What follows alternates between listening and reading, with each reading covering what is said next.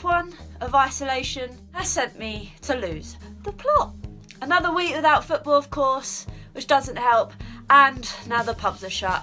So I've had a lot of free time, shall we say. I gave a go at that toilet roll challenge.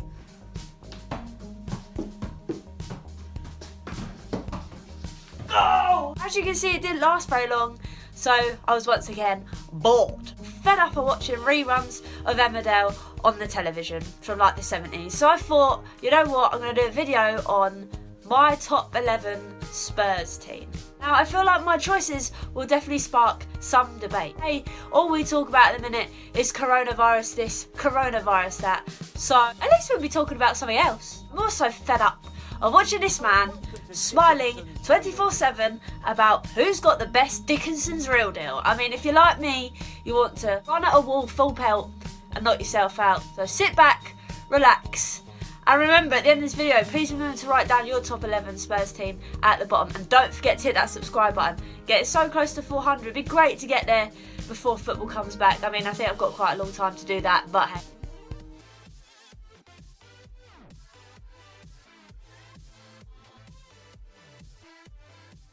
So first, we need to start with a formation, and to be honest, it did take me a while, but then I remembered from the wise words of Mr. Mike Bassett, Terry Venable's Christmas tree. I've gone for the Christmas tree, which looks a little bit like this. A 4-3-2-1. Boom. Please bear in mind, my glory days consist of Mr. Aurelio Gomez coming out his goal at 90 miles an hour, giving me heart attacks 24/7. So my ultimate Spurs team will probably not be the best Spurs team we've seen, but it's probably the best combination of players I've seen in my lifetime. Talking about keepers, let's start off with the keeper. For me, it's got to be Hugo. And yes, I know Mr. Paul Robinson did the business in that 2008 Cup win, Carling Cup final against Chelsea, but if I'm going to look at it consistency, I think Hugo is probably our #1 keeper, and for me is my #1 keeper in my ultimate Spurs team. I mean, yes, he hasn't won anything with us, but come on.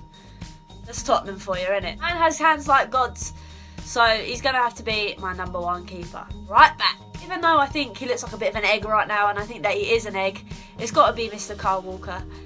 There's no other right back I've known at Spurs. Don't even bring up Sergio Aurier, there's no contention about that. And to be honest, as much as I hate him moving to City, it got to the point at this stage where he looked at his career and thought, I haven't won anything, I could probably win something at this City team and they want me. So credit to him for moving. I'm still a bit salty he left. Reap the rewards for playing to City. Hopefully we can do the same thing soon. Not that confident. He looked like this. He was in his prime. Now he looks like an egg. Now my 2 centre-backs. The first one has got to be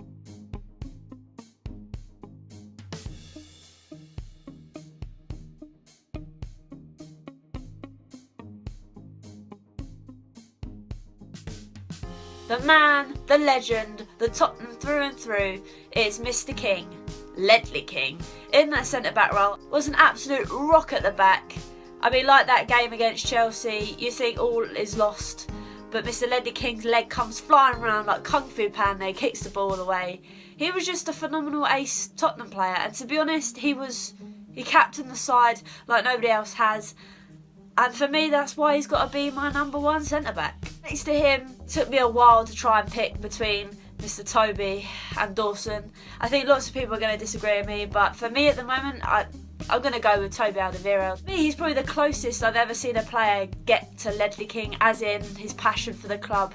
He wears the shirt with pride. I call him Mr. Long Ball Specialist, and with Ledley King, I think they'd have an amazing partnership. Oh God, I wish that was a thing.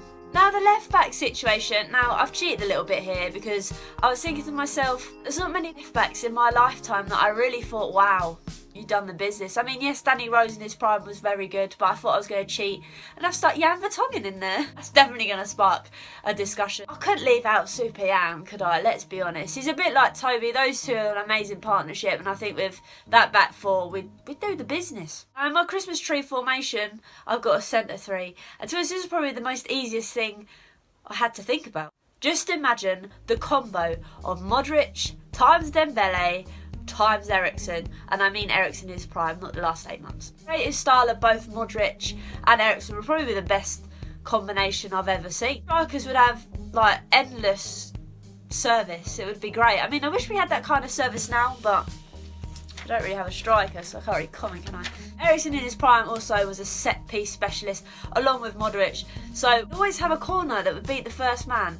Just ignore the last name, mum. And the GOAT I wish that never left, which was Moussa Dembele. I still think to this day we could have held on to him for another season, especially now how we're in dire straits. Dembele had the feet, but he also had the physical capabilities. Just, he passed people with ease, man. And you'd be like, alright mate, carry on. His footwork was next to none. A true Spurs legend. And in every interview that you watch of Spurs players back in the years when they ask who was their best player they played against or played with, they always say Moussa Dembele, so that's got to be something. Man is a full-on GOAT. There's only two options I could think to sit behind the striker.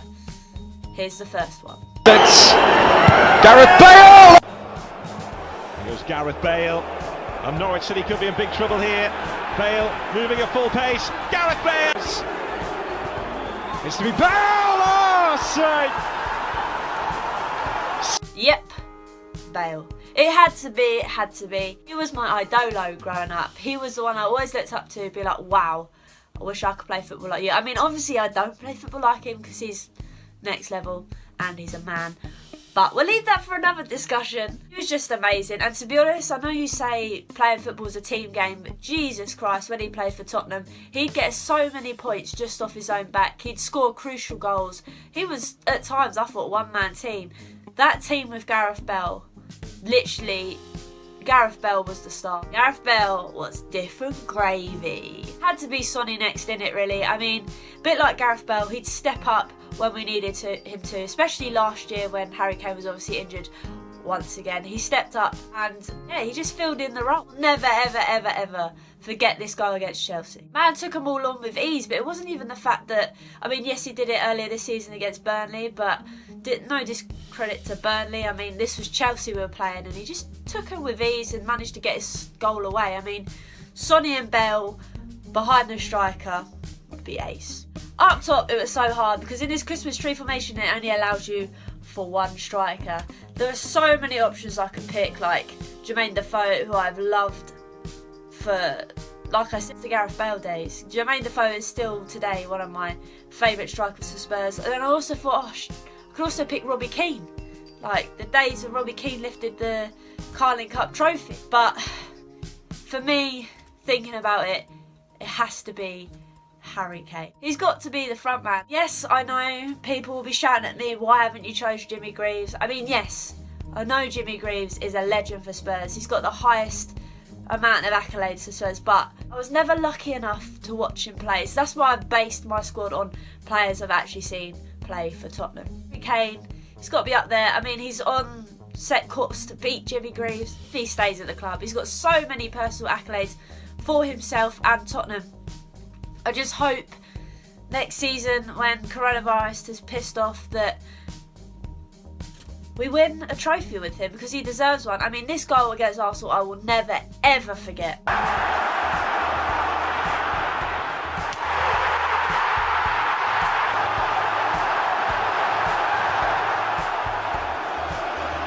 mean, he even had his super mask on. I mean, the man is phenomenal.